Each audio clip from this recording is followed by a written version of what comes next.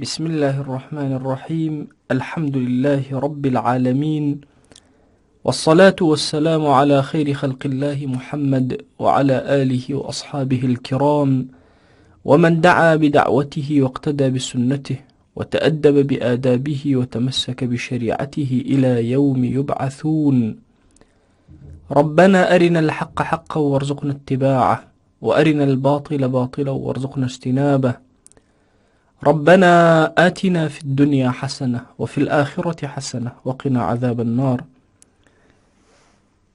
بیسەرانی بەڕێزی ڕادیۆی دەنگی ڕووناکی، سڵاو و مهرەبانی خۆی پەروەردگار بەسەرتانەدا ببارێ. داواکانی لە ذاتی پاکی پەروەردگار لە هەر شوێنێک هەن، هەڵەبجە، سلێمانی، هەولێر، ڕەب العالەمین بەزەیی و ئارامی خۆی بەسەر دڵ و دەروونتانەدا ببارێنێ. خۆشەویستانم، لە بەرنامەی پێوەردا ئەگەینەوە خزمەتتان لە دوای ئەوەی باسی پێوەری مرۆڤەکان لەگەڵ پێوەری خوادا، سیرکردنی فکرە جاهیلیەکان لەگەڵ میزانی ڕەب العالەمینە بۆ دنیا و ئاخرەت و بۆ عەقڵ باسمان کرد. ئەمڕۆ پێم خۆشە لە بەردەم دوو شەیە بوەستم کە بزانین ئینسانەکان بۆچی بەکاری ئەهێنن و لە میزانی خۆی گەورەیە بۆچی بەکاریە. ئەم دوو ژەش بریتیە لە نوێبوونەوە و گۆڕان. نوێبوونەوە و گۆڕانکاری دووشن لەو دووشانەی کە لە هەموو سات و کات و زەمانەکاندا بە دوو شێواز و بۆ دوو مەرام بەکار هاتوون. دیارە لە هەموو زەمانێکدا خەڵکانێک کە خۆیان بە عەسرانی و بە خەڵکی زەمان و بە تێگەیشت و ئەزانن ئەم وشەیە بەکار ئەهێنن. ئەم وشانەش مەبەستیان لە بەکارهێنانی دیارە ئەو مەبەستە نییە کە لە میزانی خۆی گەورەیە هەیە. بۆیە پێش ئەوەی باسی میزانی خوا بکەم بۆ ئەم دوو وشەیە کە لە ئیسلامدا تەواجودی هەیە و لە قورئانە وجودی هەیە، ئەمەوێ لە خزمەتتانە باسی مەوازینی جاهیلی بکەم، بزانم چۆن ئەوان لە مەسەلەی تەجدید و تەغییر، نوێبوونەوە و گۆڕانکاری تێگەیشتوون. یەکەم، دوعاتی تەجدید لە زمانی جاهیلیە بەردەوام ئەم وشانەی کە بەکاریان هێناوە کردویانەتە پردێک و سردێک، کردویانەتە وەسیلەیەک بۆ هەندێک ئەفکاری تایبەتی خۆیان و هەندێک ڕوئیای بچکۆلەی خۆیان هاتوون لە ڕوویەکی فکری زۆر بچکۆلەوە سەیری ئەمەیان کردووە و زۆرترینی کاتیش لە ناو کۆمەڵگە موسڵمانەکانە، چونکە خەڵکی موسڵمان ئەم دوو کەلیمەیان زۆر پێخۆشە. طبیعەتی ئەم دینەی ئێمە ئاوایە، دینێک کەوا تەجدید و تەغییری تایە. بۆیە ئەم دوو شەیە لای خەڵکی موسڵمان لە دڵی هەموو موسڵمانەکە خۆشەویستە. بۆیە ئەوانیش بەردەوام ئەمەیان بەکار هێناوە بۆ ئەوەی سەرنجی موسڵمانان ڕابکێشن.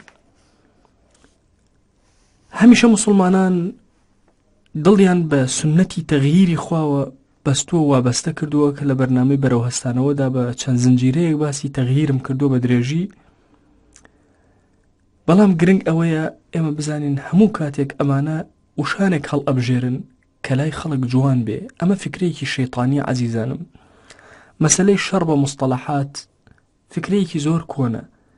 ئەبینی ئادەم عەلەیهی سەلام کاتێک کە لەناو بەهەشتا شەیطان ئەوێ فریوی بدە، نایە پێ بڵێ ها داری گەنم بخۆ، پێچەوانەی ڕەب العالەمین بکە. ئەو کاتە داری گەنم ناخوا، پێچەوانەی ڕەب العالەمین ناجوڵێتەوە.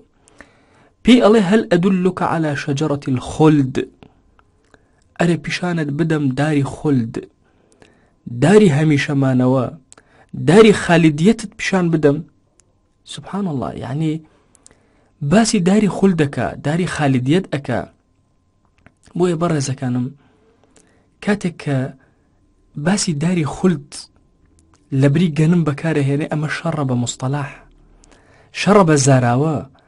بۆیە ئەمانیش ناڵێن، یعنی هیچ کاتێک دوعاتی ئەم وشانە نایەن بێن بڵێن ئێمە دین با بڵێن ئەمانەوێ سیستەمی وڵات بیکەنە سیستەمێکی ئاژەوە جێڕی. ناڵێن بڵێن کاکە ئێمە ئەم ئەلمانەتەی پێمانە بێڕزق و نانتان ئەکا، ئەلمانەتێکی توندڕەوە، ئەلمانەتێکی میانڕەوە. هیچ لەم کەلیماتانە بەکار نایهێنن. ئەوان یەن کۆمەڵی وشان بەکار ئەهێنن بۆی سەرنجی عامەی موسڵمانان بۆ خۆیان ڕابکێشن. یعنی ئێمە بەردەوام دیقەتی ئەوە ئەدەین کە لە ئومەی ئیسلامیە بە کۆمەڵێ وشەی بریقەدار سەرنجی ئومەی ئیسلامی ڕائکێشن، بە تایبەتی ئەم ساڵانەی ئەخیر لە دوای هێرش و غەزوەکانی ئەمریکا بۆ سەر عێراق و بۆ سەر وڵاتی موسڵمانان بەگشتی سێرەکەی ئەم جۆرە فکرانە دروست بوون. ئەوانەی کە لەناو ئەم یاریانە کایە لەناو ئەم کایانە ئیشەکەن زۆر بوون. بۆیە سید قوتب ڕەحمەتی خۆی لێبێ زوو سەرنجی موسڵمانان بۆ ئەمە ڕائکێشێ، ئەفەرمێ موسڵمانی عاقڵ و واعی سیر ئەکا ئەو دەوارەیی کە مرۆڤەکانی تایە بەردەوام بە دەوری یەکترە ئەسوڕێنەوە، سیرەکە لە دەوری چەند کوشەیەک هەموو جارێ موسڵمانان بەم وشانە ئەخەڵەتێن. ئێمە زۆر جۆر مرۆڤمان هەیە کە 10 ساڵ جارێ ئەخەڵەتێ، مرۆڤمان هەیە هەموو ڕۆژێ ئەخەڵەتێ، مرۆڤمان هەیە 4 ساڵ جارێ بەهۆی هەڵبژاردنەوە ئەخەڵەتێ.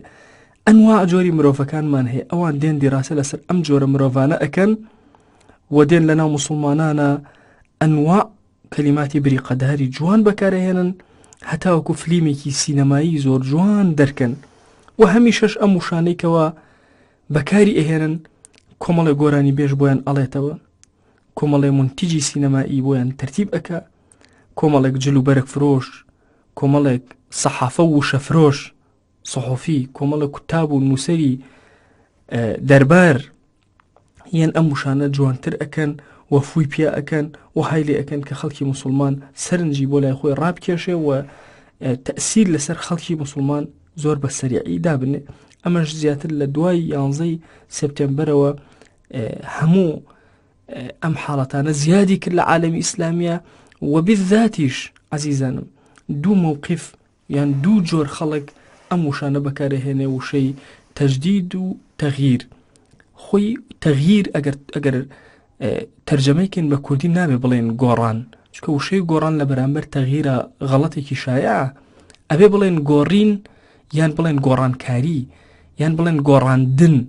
گۆڕاندن دەقیقترین وشەیە کە ئێمە بتوانین بەکاری بێنین، ئەگەر وەکو هەژاری موکریانیش ئەڵێ وشەی گۆڕین لە بەرامبەر تەغییرە بەکارێت، چونکە گۆڕان بۆ ئینسان بۆ خۆیەتی ئەتەغەیوڕە، گۆڕین بۆ غەیرە بریتێ لە ئەتەغییر.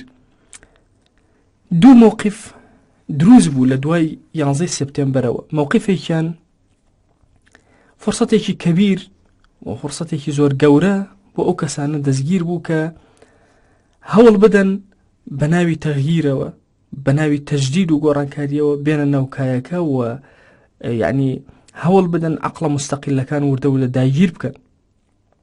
ئەمەش هاتن سوڕەت و وێنایەکیان کرد کە وشەی تەغییر و وشەی تەجدید ئەم وشانەیان بەکارهێنا هەتاوەکو سەرنجی خەڵکی زیاتر ڕابکێشن لە عالەمی ئیسلامیە.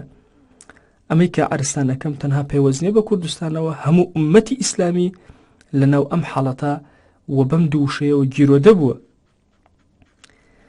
بۆیە بەردەوام ئەبینی باسی کاتێک کە ئەم تەغییرە ئەکرێ باشە تەغییر لە چییە؟ تەجدید لە چییە؟ لە ئەخلاقیاتە تەجدید، لە عیباداتە تەجدید، لە بازارە تەجدید، لە سیاسەتە تەجدید، لە چییە تەجدید؟ هەمیشەش ئەوانەی کە مووقفی تەجدیدیان هەبووە لە خەڵکە سیاسی ئەڵمانیەکە هەمیشە مەرامێکی خەتەری سوڵتە و دەسەڵات و ئەوانە لە پشتی سەریانەوە بووە. بۆیە زۆر کات کە وشەکانی نوێبوونەوە و هەوڵدان بۆ تەغییر و ئەمانە کە بەکار هاتووە، حتمەن ئەوەی کە باسی کردووە لەوە باشتر نەبووەکەوە باسی لێوە کراوە. هەر بەینە بەینەش کاتێک بڕغۆی ئەڵمانیەت سلاکە بێت لە هەر شوێنێکی عالەمە، یەکسەر بڕغۆیەکی تر بە ناوی تەغییر و تەجدیدەوە ئامادە ئەکرێ، بەڵام هەمان تاس و هەمان حەمام هەمان جۆر لە فکر دێتەوە کایە، هەتا ئەوەندەی ئەگاتەوە سەر دەسەڵات عینەن بە هەمان شێواز خەڵکی زەلیل ئەکاتەوە ئەچەوسێنێتەوە. لە کوردستانی خۆشمانە بە هەمان چەشن ئەحزابی ئەڵمانی لە دوای ئەم هەمە ساڵە حکم، لە دوای ئەم هەمە ساڵە یعنی بوون لە دەسەڵاتدا، لە دوای ئەم هەمە گەندەڵیە جارێکتر بە ناوی تەجدید و تەغییرەوە عینەن ساحەکە کۆنتڕۆڵ ئەبێتەوە و ئەکەوێتەوە دەستی ئەوان و بڕغۆیەکی نوێی ئەمریکی تر ئەدرێت لە تەختەی گێلاندنی گەل کە بەڕاستی زۆر گەورەی ئینسانی موسڵمان ئەبێ بە هوشیاری تەعامل بکە و بە زۆر بە ئاگاداری هەڵس و کەوت لەگەڵ ئەو فکرانە بکە. ئەگەر چی خەڵکی موسڵمانیش ئەبێ وریا بێ، یعنی کار لەسەر ئەوانە بکات و ئەوەندەی کە خۆی بۆ خۆی سوودی لێ ئەبینێ ئەویش ئیسفادە بکات لەو تەغییر و گۆڕانکاریە. کاتێک چونکە هەموو جوڵەیەک کاتێک کە ئەکرێت لەلایەن خەڵکی ئەلمانیەوە ئەزانن ئەو سیستەمە ئیتر خەڵک لەوایە بتەقێتەوە بەرامبەری محاولە ئەکەن خۆیان بۆ خۆیان بیتەقێنەوە ئەولا بن دەنگێکی تر بێنن هەمان سیستەم و هەمان ڕێڕەوی ئەو جێبەجێ بکە. ئیتر ئەوەشی کە ئەوترێت لە باسی دیموکراتی و لە باسی هەوڵدان بۆی کە خەڵکەکە یعنی بە ژیانێکی ئاوا ڕەفاهیەت بژی و ئابە و شێوازە بژی و ئەوانە هەمووی ئەبێتە ساختەکاریەک تەنها بۆ گەیشتن بە دەسەڵات و مەرامی سیاسی. ئەمە جۆرێک لە جۆرەکان کە خەڵکە ئەلمانیا سیاسیەکەیە. خەڵکێکی ترمان هەیە کە لە ناخەوە دۆڕاوە لە ناخەوە بۆتە ئەلمانی. ئەمانە مووقفێکی جیاوازیان هەیە، دێن زیاتر کار لەسەر دین ئەکەن، هەوڵ ئەدەن سیمەی زاهریان سیمەیەکی دینیە بە ئاشکرا کە تۆ ئەبینی، بەڵام لەگەڵ ئەم سیمە دینیە ئەبینی لە بنەوە زۆر بە خەتەری لە دین ئەدەن. بۆیە دێن هەموو ئەو شتە مقدسانەی ناو دین بە ناوی تەجدید و تەغییرەوە قسەی لەسەر ئەکەن و هەوڵی شکاندنی ئەدەن. ئەمەش لەوە ئەچێت دیکۆری کەسەکە دیکۆرێکی ئیسلامی بێ، ڕنگ و شێواز و شێوازی خیتابی قسەکردنی وەکو مسلمانە قسە بکە، بەڵام لە ناخی خۆیانە ئەو کەسانە بەشێکن لەو فلیمە ئەمریکی کە پێویستە ئەندام بنتیایە و ئەکتەر بنتیایە. بۆیە عەزیزانم زۆرینەی کات ئێمە دیقەت ئەدەین خەڵکێک دێن لە مەساحەت تا ئێستا لە کوردستانی خۆمانە دێن لەسەر شاشەکانەوە بە ناوی ئەوەی تەفسیرێکی نوێ بۆ دین ئەکەن، هەرچی توراثی ئەم ئومەتەیە خێنە ژێر پرسیارەوە و زۆر کات پشتی تێ ئەکەن. هەموو ئەو قسانەی کە ئەیکەن ناتوان لە توراثی ئەم ئومەتە دەرچن، بەڵام دێن ئەڵەن ئەم توراثە بە کەڵک نایە، پێویستە لەگدانەوەی نوێ بۆ بکرێ. هەموو حادیثەیەک محاولە ئەکەن ئیسفادە لێ ئەکەن. کاتێک مسلمانان تووشی ئەزمەیەک ئەبن، تووشی هەڵەیەک ئەبن، تووشی کێشە و گرفتێک ئەبن، شەڕێکی داخلی ئەبن، کۆمەڵی مسلمانی سەرشێت کارێک ئەکەن ئەوانە بە هەند وەرەگرن بۆ ئەوەی بە ناوی تەجدیدی خیتابی دینی نوێبوونەوە لە وتاری دینیدا زۆر قسە لەسەر ئەم بابەتە ئەکرێ.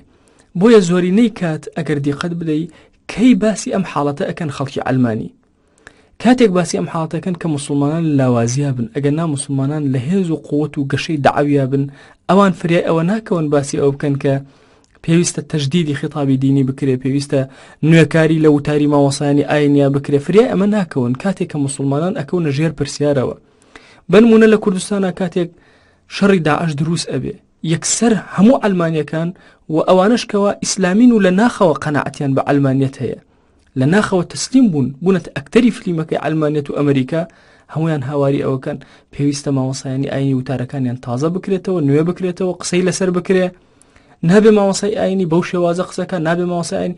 ئەمە لە حاڵەتێکە لە کاتێکە ماوەسایانی ئاینی هەموو کاتێک خۆشیان قەناعەتیان ئاوایە کە ئەبێ وتارەکانیان نوێ بن، بەڵام ئەمانەمە بەسیان لە نوێبوونی وتارەکان ئەوەیە وتارەکان مجرد وەکو ئەخبارێک لێ بکرێ، مجرد بکرێتە ماکایەیەکی سیاسی، بکرێتە هەواڵ خوێندنەوەی شەوانە، کە پێویستە ماوەسایانی ئاینی لەم مەسئلە زۆر هوشیار بن و هەوڵ بدەن چی وتارێک لەگەڵ ڕۆحی دینەکەیانە ئەگونجێ، چونکە ئەم شتانە کاتین هەمویان ئەڕۆن، بەڵام دینەکە هەر ئەمێنێتەوە.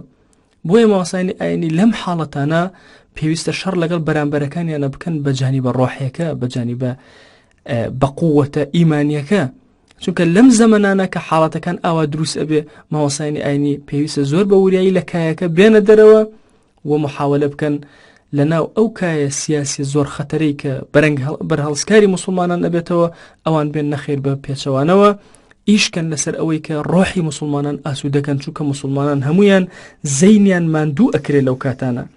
بۆیە زۆر گرنگە ئێمە کاتێک کە باسی ئەو شانە ئەکرێت، تەجدید ئەکرێت، کە بەڕاستی ئەوە مەسائلانێکی زۆر هەن کە لە عالەمی ئیسلامیا پێش ئێمە بوون، بۆیە پێویستمان زۆر بەوەیە مێژووی نوێی ئومەتی ئیسلامی بخوێنینەوە، ماوەسایانی ئاینی بەڕێز بە تایبەتی بۆ تێکنەچوونی پێوەرەکان پێویستە یعنی بە جوانی بە وردی ئێمە دیڕاسی ئەوە بکەین کە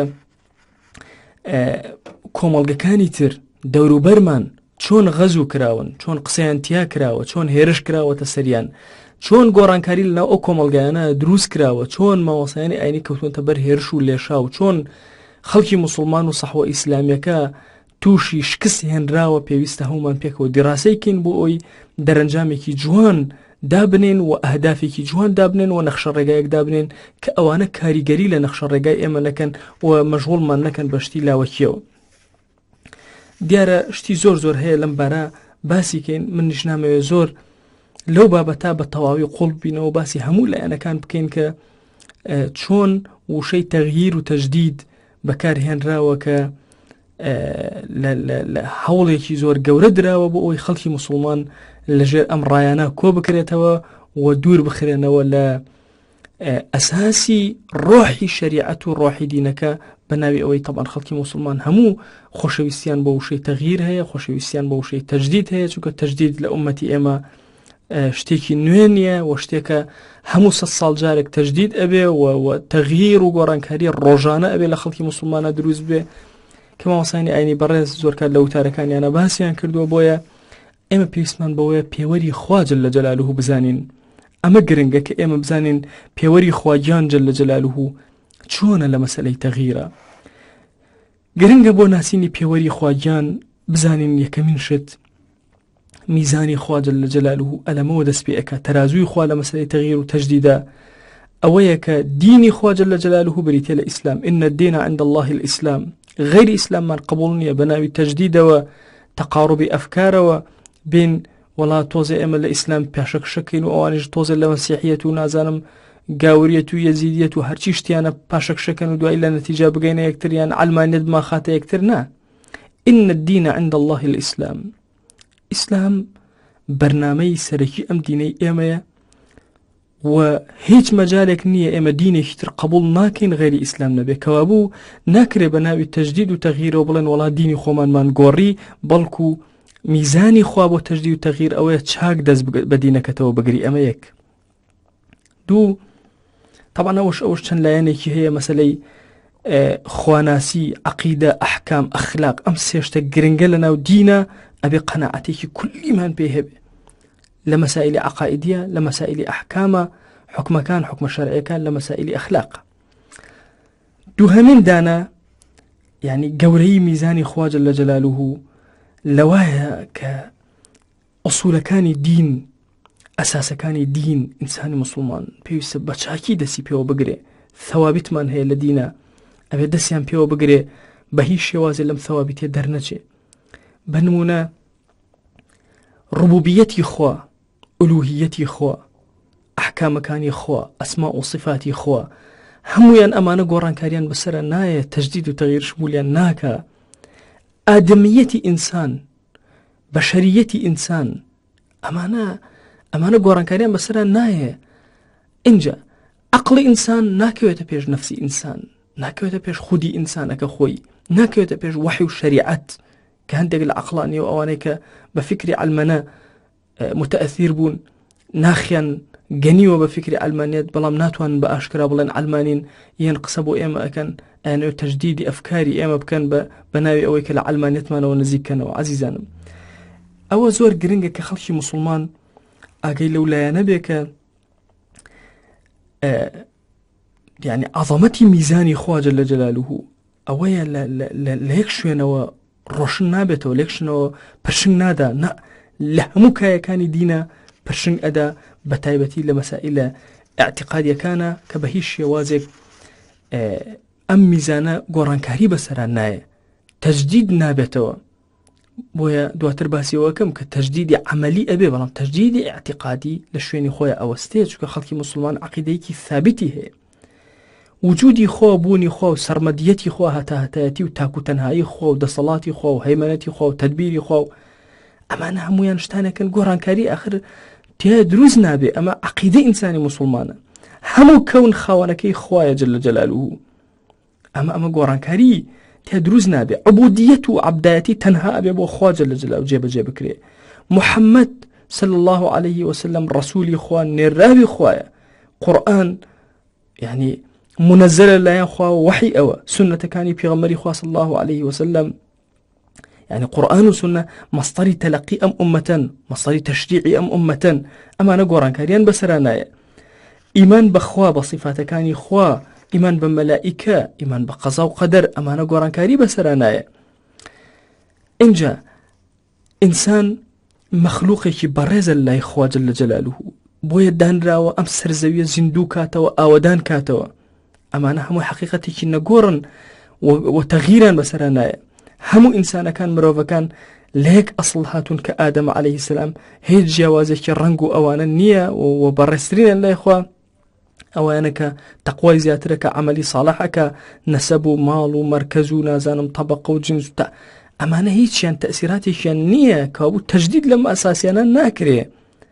اینجا غایە لە ئینسانە چییە؟ غایە لە ئینسانە ئەوەیە کە عەبدێکی زۆر ساڵحی ڕەب العالەمین بێ. ئەم غایەیە گۆڕانکاری بەسەرا نایە.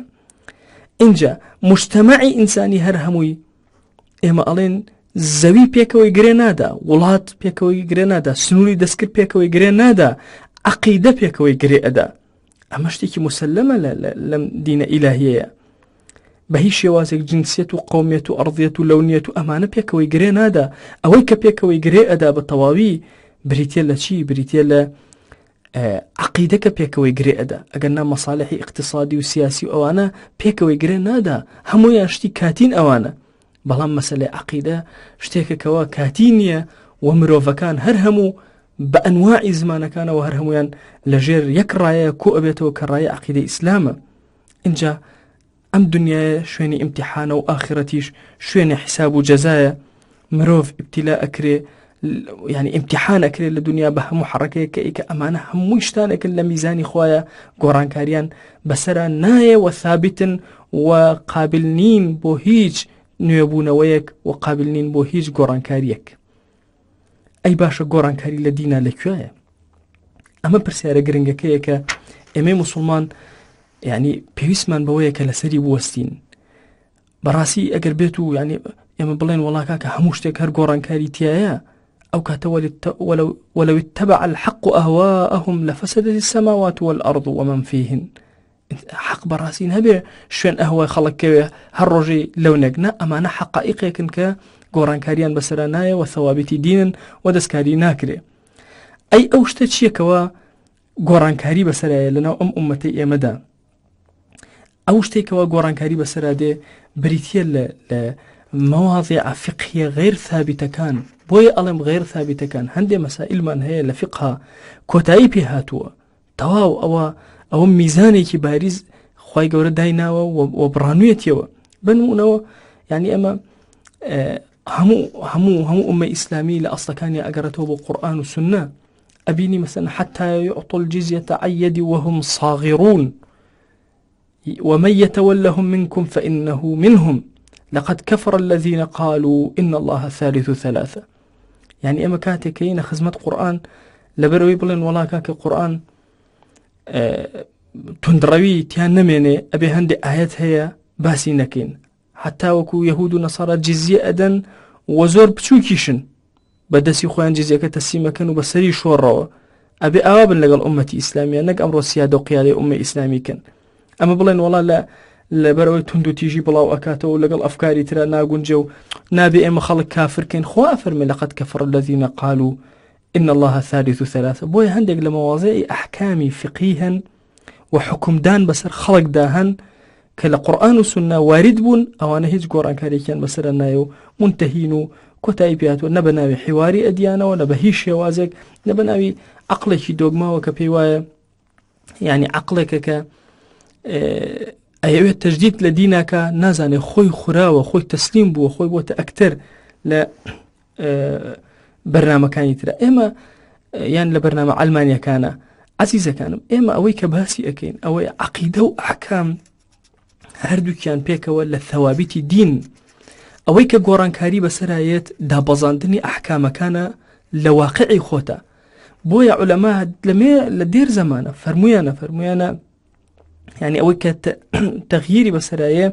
فتاوى كانن بوي أو حڵەیەکە بڵێن حکمی خوا گۆڕانکاری بەسەرە حکمی خوا وەکو خۆی ثابتە بەڵام دابەزاندنی حکمەکە بۆ واقع هەندێک جار بەپێی ئەماکن بەپێی ئەشخاص بەپێی عرف و عادەتەکان ئەمانە گۆڕانکاری بەسەرایە. بنمونە لە هەندێک مەکانە شوێن بۆ شوێنێکی تر گۆڕانکاری دێ نەفەر بۆ نەفەرێکی تر گۆڕانکاری بەسەرا دێ. بنمونە من ترێ ئەفرۆشم ئەتیادی ترێ فرۆشتن دروستە بەڵام ترێ ئەفرۆشم بە کەسێک کاتێک کە ئەبینم ئەم کەسە ئەم ترەیە لە 100 بۆ عارق بەکارێنێ بۆ ئەو کەسە بۆ ئەو شخصە فتوا ئەدرێکەوە دروست نییە ترێ بفرۆشێ، خۆ ترێ حەڵاڵە، خۆ ترێ فرۆشتنی دروستە، بەڵام نە لەبەرەوەی ئەم شخصە کابوو بە پێی ئەشخاص فتوا ئەگۆڕێ، بە پێی ئەماکن فتوا ئەگۆڕێ، بە پێی عورف و عادەتەکان فتوا ئەگۆڕێ.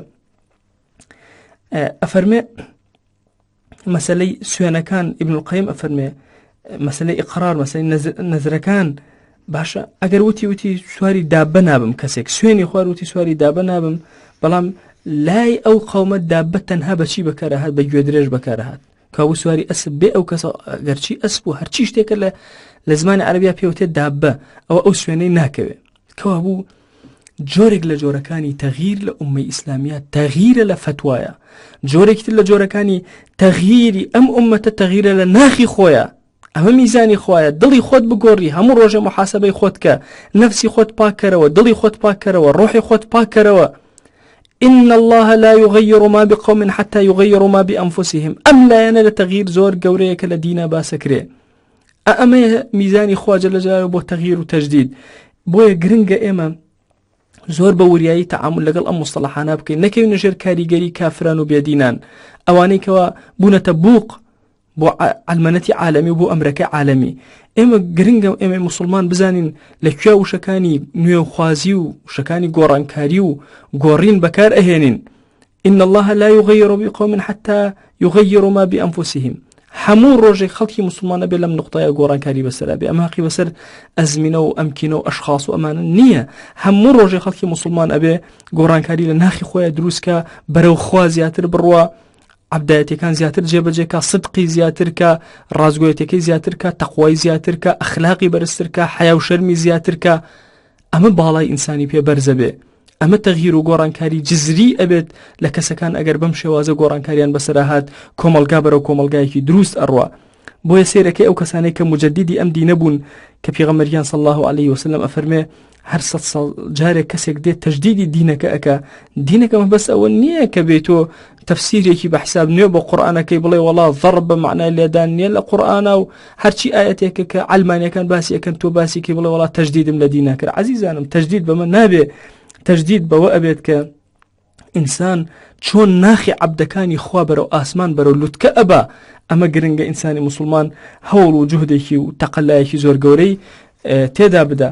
بە کورتیەکەی ئەمەوێت لە خزمەتانە باسکەم کە میزانی خواجە لە جەلالوهو بۆ نوێبوونەوە بۆ گۆڕانکاری بریتێ لە میزانێک ثەوابیتی هەیە گۆڕانکاریتیانایە و متغیراتی هەیە کە بەردەوام ئەبێ ئینسانی مسلمان لە گۆڕانکاری بێ لە متغیراتە و عولەما ئەبێ بەردەوام هەوڵ بدەن فتواکانیان بزانن ئەحکامی خوا چۆن بۆ زەمانەکان دائەبەزێن و چۆن ئەیگونجێنن لەگەڵ ئەو زەمانە و ئەو واقعیکەوە ئەوان تایە ئەژین، یان ئەو واقعە چۆن دروست ئەکەن کە ئەو فتوایی تیا بەرچەستە بکرێ و ئەو حکمی خوای تیا جێبەجێ بکرێ.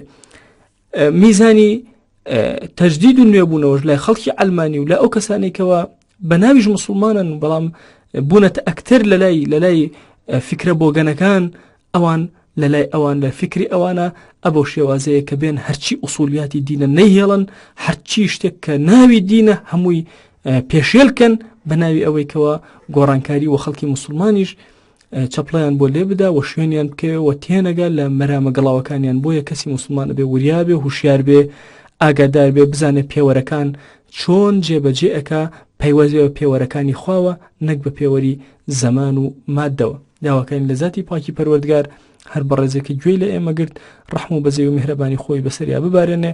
خۆی داوای لێ ئەکەین بە ناوی جوانت بە صیفەتی بەرزت بە ئیسمی عەزەمت. ئەو بەڕێزانەی لە کۆنتڕۆڵی سلێمانی و هەڵەبجە لەگەڵ بەرنامەکانمانە ماندوو ئەبن، خۆی ئەجر و پاداشیان بۆ بنووسە، سەرفرازی دنیا و ئاخرەتیان کە خۆی گیان هەر کەسێ لەم دەستگا خێرخوازەیە کارێک ئەکات کە دەنگی ئەم مسلمانانە بگا بە هەر شوێنێک و هەر جێگایەک داوات لێ ئەکەین ئەجر و پاداشیان بۆ بنووسە، ئەو پارانەی کەوا سەرفیان کردووە لەم شوێنە بە خەیر و ئەجرێکی زۆر گەورە بۆیان بنووسە. یا ڕەبی خۆی داوات لێ ئەکەین ئەم بەرنامە و تەواوی بەرنامەکانی ترمان لێ قبوڵ کە. آمین آمین والحمد لله رب العالمين.